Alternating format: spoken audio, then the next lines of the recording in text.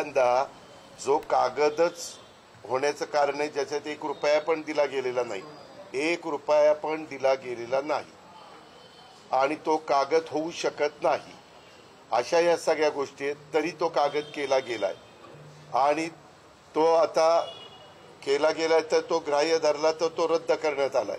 अशा तर सगळ्या कॉम्प्लिकेटेड झालेले. आता हे झाल्यानंतर कुठल्या विभागांनी काय कळवायचं ते कळवलेलं आहे. आता त्याच्या संदर्भामध्ये हा पण एक चौकशीचा भाग आहे. कदाचित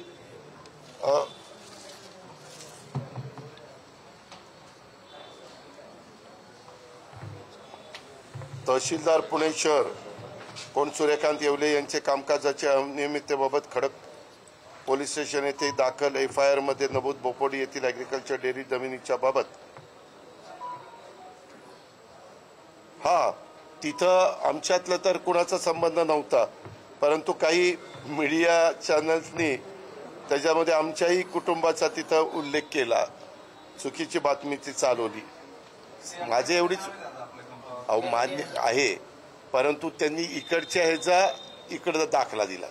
तसं बघितलं तर त्या व्यवहाराशी त्यांचा दुरान्वय देखील काडीचा नखाचा पण संबंध नाहीये. माझी एवढीच विनंती आहे, जे खरं असेल ते दाखवा, परंतु जे खरं नसेल त्याच्यात बदनामी करू नका. सरकारी जमिनीवरती इतर हक्कांमध्ये नावं चढवायची आणि मग त्याचं पॉवर ऑफ अटर्नी करून घ्यायच्या, त्याची खरेदी करायच्या, अशा बऱ्याच तक्रारी ज्या आहेत त्या येत आहेत. यात तेजवानीचे नाव त्यांनी पण अशी खूप प्रकरण केल्याचं आता समोर. यामध्ये आम्हाला अशी माहिती मिळाली की हे प्रकरण त्यांनी 2005 का 6लाच पॉवर ऑफ अटर्नी घेतली, म्हणजे 19 वर्षापूर्वी का 5 CR म्हणजे करोडला घेतली. अशा या सगळ्या गोष्टी आहेत.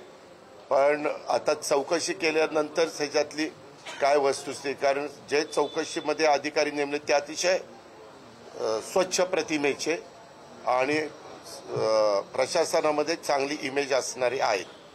त्याच्यामुळे त्याबद्दल आता आपल्याला महिनाभर थोडंसं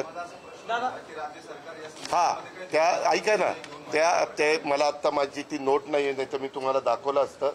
राज्य सरकारनी पण त्यांनी काय काय चौकशी करावी अशा प्रकारच्या ह्याची पुनरावृत्ती परत होऊ नये म्हणून कुठल्या कुठल्या डिपार्टमेंटनी जी काळजी घ्यायची त्याच्याही बद्दल त्यांनी चौकशी करून अहवाल द्यायला सांगितले. संपूर्ण राज्याला तुमच्या कामाची पद्धत माहिती आहे, मात्र जो मूळ बोगस दस्त आहे त्या प्रकरणात कुठल्याही पद्धतीचा अजून गुन्हा दाखल झाला नाही.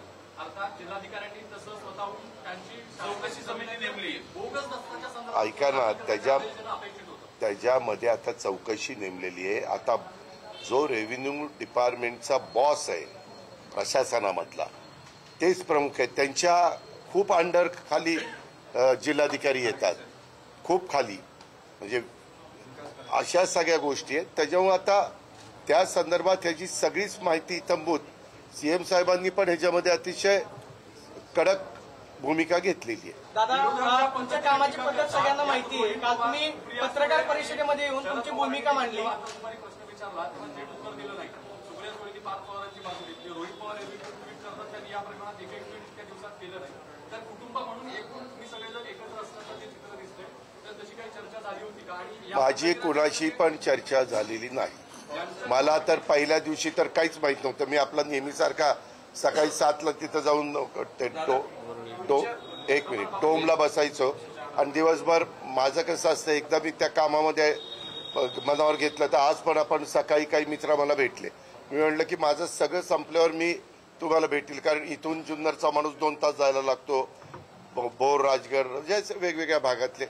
त्याच्याकरता तुम्हालाही वेळ लागला, कारण आज पण आता ते कडू पाटलांच्या घरातलं काहीतरी रिसेप्शन आहे, ते लग्न झालं. तुमच्या लेखी या केसमध्ये पार्थ पवार सकृतदर्शनी दोषी आहेत की नाही? त्यामध्ये कागदपत्र सगळी न बघता, खरं काही आम्ही व्यवहार ज्यावेळेस करतो त्यावेळेस टॉपचे जे वकील असतात त्यांना ते सगळं तपासायला सांगतो, त्यांना ते सर्च करायला सांगतो आणि त्यांनी ते सर्च आणि तपासलं आणि त्यांनी सांगितलं की नाही बाबा ही जमीन तुम्ही घेऊ शकता, तर आपण पुढं पावलं टाकतो. असं सगळ्याच गोष्टी रे. त्याच्यामध्ये कधी कधी नोटीस पण देतात की बाबा ही जमीन अशा या जमिनीच्या संदर्भामध्ये कुणाचं काही आक्षेप आहे, म्हणणं आहे वगैरे वगैरे असं केलं जातं. तशा कुठल्याच गोष्टी इथं केल्या गेल्या नाही आणि मला हा व्यवहार झालेला माहिती नव्हता, नाही तर मीच सांगितलं असतं की असलं करू नका.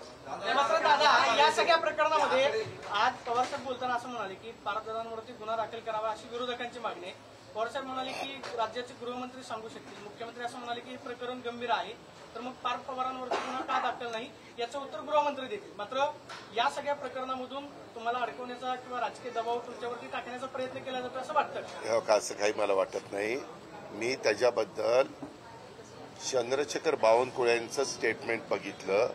त्यांनी असं सांगितलं की त्या व्यवहारात ज्यांनी कोणी ते रजिस्ट्रेशन केलं कागदपत्र न बघता, ज्यांनी तिथं रजिस्टर ऑफिसमध्ये जाऊन सह्या केल्या, त्याच्यामध्ये 3 लोक त्यांना मिळाली आणि मग त्या 3 लोकांच्यावर त्यांनी FIR केली. सह्या करणारा, दुसरा पण सह्या करणारा आणि तिसरा हे रजिस्ट्रेशन करणारा, असं ते झालंय. आणि त्याच्यामुळं ही गोष्ट स्वतः रेव्हेन्यू मिनिस्टरनी सांगितलेली मी ऐकली. त्याच्यावर ह्या तिघांच्यावर FIR दाखल झाला असेल. कंपनीतले आकडे जे आहेत त्या आकड्यांमध्ये पार्थ पवार 99% आहेत आणि 1% दिग्विजय पाटील, त्यांना ते अधिकार दिलेले होते व्यवहाराचे. मात्र ज्यांच्यावरती 99% जे 99% मालक आहेत त्यांच्यावरती कुठली कारवाई झाली नाही आणि 1%चे मालक आहेत त्यांच्यावर कारवाई झाली. त्यामुळे पार्थ पवारांवरती कारवाई करावी अशी मागणी अंबादास दानवेंनी केली. हे का ज्यावेळेस चौकशी करतात, अंबादास दानवे हे विरोधी पक्ष नेते होते माजी, यांना निवडणुकीच्या काळामध्ये अशा कुठल्या बातम्या मिळाल्या की त्याला खतपाणी घालणं हे त्यांचं काम आहे. त्याच्यामुळे ते त्यांच्या पद्धतीनं म्हणणार.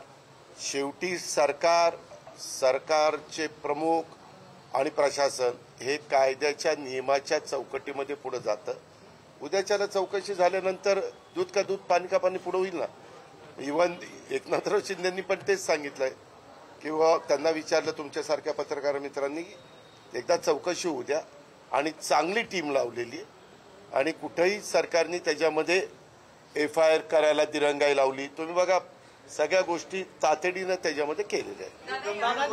काल तुम्ही घोषणा केली की व्यवहार रद्द झाल्याची माहिती तुम्हाला दिली गेली, पण प्रत्यक्षात तो व्यवहार रद्द झालेलाच नाही असं मुद्दाम शुल्क कार्यालय सांगितलं. मला काल तशी बातमी कळली गेली म्हणून मी तुम्हाला सांगितलं.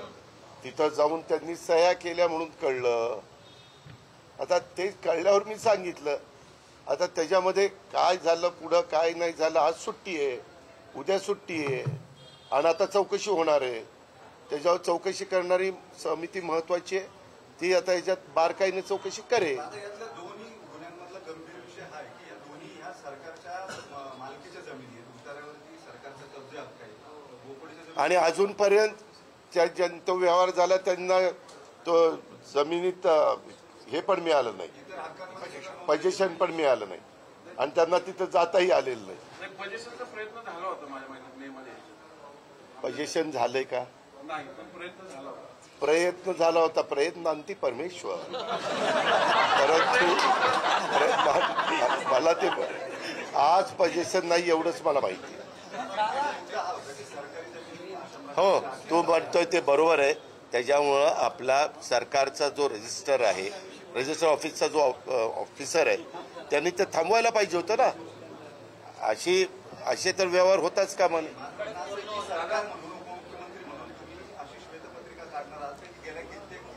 त्यामध्ये एकदा आमचा अहवाल येऊ द्या. मुख्यमंत्र्यांच्या आदेशाने ते आदेश निघालेत. 1 महिना कळ काढ म्हणजे मग आपल्याला अहवाल येईल. अरे बाबा तेच त्याच्यात आता माझ्याकडे नाही रे ती नोट आहे का रे कुणाकडं, यांना त्याच्यामध्ये घातलेत. त्यांनी काय तपास करून काय त्यांच्याकडनं अपेक्षा आहे त्याच्यात तुम्ही म्हणताय तेही घातलंय. पुन्हा अशा प्रकारच्या जमिनी असणाऱ्याचं खरेदी किंवा काही होऊ नये म्हणून काय खबरदारी घेतली गेली पाहिजे असं त्याच्यामध्ये सांगितलेलं. आता माझ्याकडे नाही, तर मी तुम्हाला लगेच